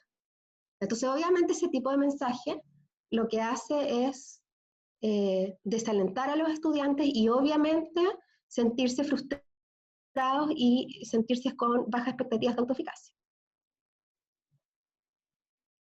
Muchas gracias, Daniela. Ahora quiero leerles una pregunta para los dos. ¿Ya? Dice, en mi experiencia de formación, las y los estudiantes no logran superar una relación insana con la nota. Si esta es negativa, entonces, toman el asunto en serio. Si la nota es 4 o más, las retroalimentaciones no son consideradas en lo absoluto. Frente a esta situación, ¿qué características debería tener la retroalimentación auténtica y cómo debería implementarse para que sea considerada como una instancia de aprendizaje y no para alcanzar la calificación mínima de aprobación? No sé quién querría partir. A lo mejor David, como yo acabo de responder la anterior. Sure. I think we need to try to distinguish between formative feedback and summative grading. So I think students will find it useful if they're getting critical comments that can help them get a better grade in the assignment. So that's the formative side of feedback, and that's the feedback design, that you design the interactions, the peer feedback, the self-evaluation, the digital interaction. You design these so that they feed into the process before the final submission. Once the final submission is submitted, frankly speaking, the time for feedback has now gone, and it becomes a grading operation. And I think we need to award a fair grade. But once the grade has been awarded, as the questioner, I think, has appreciated, there is not so much opportunity for a useful feedback process. So as far as possible, I would try and separate formative feedback from summative grading, which is difficult, but I think can partly tackle the challenge that the question is posing. Thanks.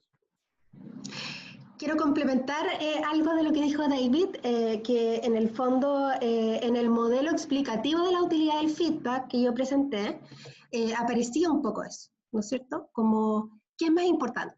La nota, los comentarios, y la verdad es que ninguno por sí solo es percibido como útil por los estudiantes. El hecho de que los estudiantes le den tanta importancia a la nota tiene que ver con un efecto backlash, donde muchas veces no han recibido mucha retroalimentación en su proceso formativo, o la retroalimentación ha estado muy cercana a la puntuación, como dice David, entonces en el fondo no han valorado los comentarios como algo que les ayuda a mejorar.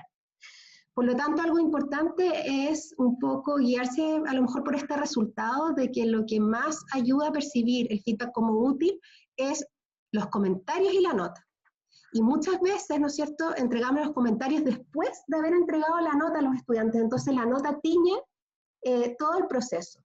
Entonces, sería mucho mejor primero dar un feedback con comentarios profundos, con procesos de coevaluación y de autoevaluación, donde se entienda, por ejemplo, desempeños destacados, donde se aprenda del error y el estudiante se involucre y se comprometa con ese proceso, y posteriormente entregar las puntuaciones y las notas.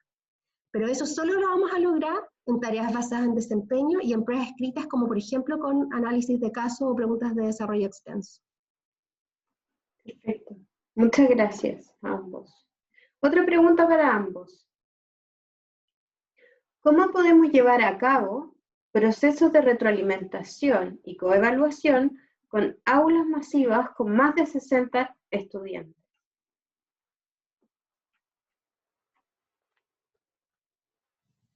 I think, again, it's a question of design, and one of the teachers at Deakin University designed a very nice assessment and feedback mechanism for a class of 2,100 students. So I think with the design, the number of students becomes less significant, because we are not trying to give individual student to each of the 60 participants or the 2,100 participants. We're not trying to give individual teacher feedback to each person. That is not feasible in massified higher education. So we're trying to design the use of exemplars to demonstrate quality. We're trying to design peer feedback. We're trying to design student self-evaluation. We are designing digital interaction so that it can take place at scale. And I think we've shown in this seminar today, we have 150 participants and we are interacting in the same way as we would if we had 20 to 30 participants. But I've also been in other Zoom events where we've had 800, 1,000 participants. So I think the channels of using the chat, using the Q&A, having presentations and interactions, I think they are roughly commensurate, whatever the size of the audience. It is difficult, and we find it difficult to monitor all the students in a very large class, but I think the design principles are roughly the same. Emphasis on the student, the peer feedback, the self-evaluation, the exemplars, the digital interaction. En mi caso, solamente agregar como frente a la pregunta, que yo también lo planteé como un desafío, ¿no es cierto? Como que qué hacer con los cursos grandes. Pero hay un autor que es David Nichol, que plantea algunas de las barreras para la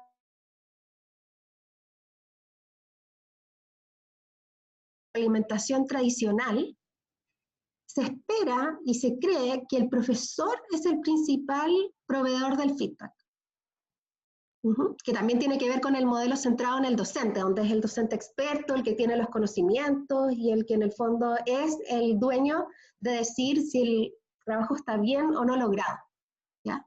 Entonces lo que tenemos que lograr de alguna manera es que los estudiantes se activen y que participen activamente del proceso, así como participan activamente, por ejemplo, se habla de las estrategias de enseñanza activas, también deberían haber estrategias de feedback y de coevaluación y autoevaluación activa. Nosotros lo vimos en una pasantía que hicimos en la Universidad de Sydney, ellos incluso han cambiado las salas ya no son pupitres individuales, sino que son salas, ¿no es cierto?, que permiten muchísimo, ¿no es cierto?, la clase invertida, donde son los estudiantes que están en grupos activamente resolviendo un problema, pero además al mismo tiempo descubriendo cuáles son los criterios de calidad, discutiéndolos con otros grupos, discutiéndolos con otros, con sus profesores y después evaluando el trabajo de sus compañeros y dando feedback. Por lo tanto, no necesariamente el feedback lo tiene que entregar el profesor. Si nosotros logramos esto con los estudiantes, la verdad es que tenemos una comunidad activa de aprendizaje que se retroalimenta a sí misma. Perfecto, muchas gracias. Me queda una pregunta para cada uno y terminamos la ronda de preguntas. David, ahora una pregunta. Dice, ¿existen diferencias conceptuales esenciales en la retroalimentación auténtica en entornos universitarios versus escolares? ¿Se puede aplicar este modelo de feedback auténtico en estudiantes secundarios, escolares? I'm not sure whether we can apply the model of authentic feedback to schooling. It was very much based on how disciplines operate. And if you think of Phil's examples of architectural critique and bedside rounds in medicine, we were mainly thinking of trying to link university learning with workplace learning. But I think the question raised an interesting possibility as to whether there may be subject-specific forms of feedback in school education, presumably the way a maths teacher would perhaps model answers on the whiteboard, and sometimes students would go and present their work. This would be very different to how we might study a foreign language or how we might look at Shakespeare.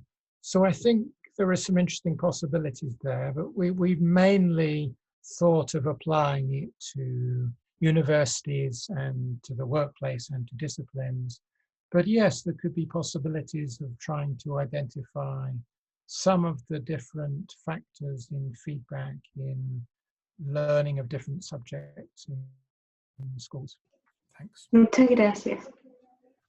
Y por último, Daniela, ¿podrías explicar o detallar un poco mejor y dar ejemplos sobre la idea de entregar la retroalimentación antes y durante de una evaluación? Estás en silencio. Ahora sí, antes se refiere a determinadas cosas.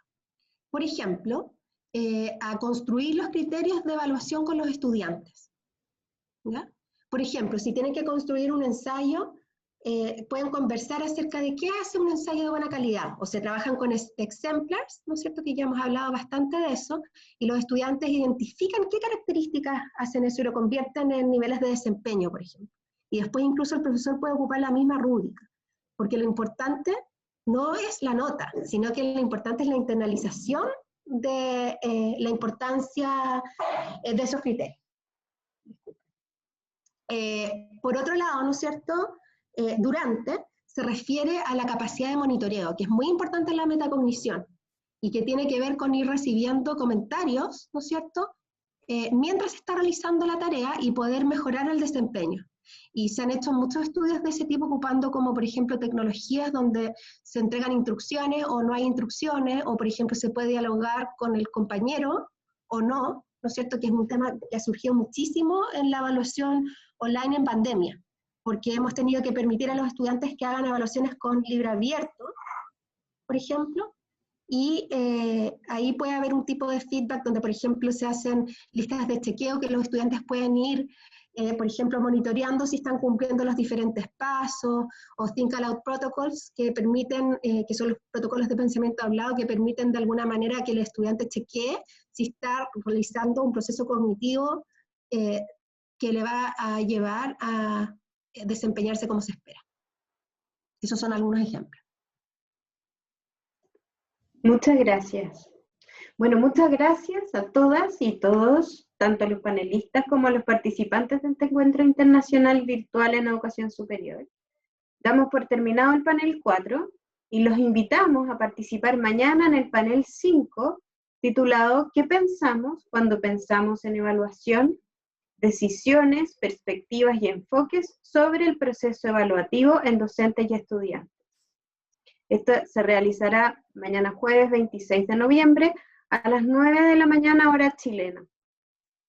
Asimismo, les extendemos una invitación para un futuro cercano. En enero del próximo año, del 2021, particularmente el martes 19 de enero, realizaremos el lanzamiento del sitio web Buenas Prácticas Docentes en Psicología UDD, que contiene recursos y herramientas pedagógicas que promueven el aprendizaje de calidad en educación superior, como también un manual de buenas prácticas que este año versa sobre la educación remota en contextos de pandemia. Así que les pedimos que reserven esa fecha, 19 de enero del 2021. Muchas gracias a todas y todos y nos vemos mañana a las 9. Muchos saludos, estén muy bien. Chao David, chao Daniela también. Que les vaya muy bien. Muchas gracias por todo. Thank you. Gracias a los que se van despidiendo también.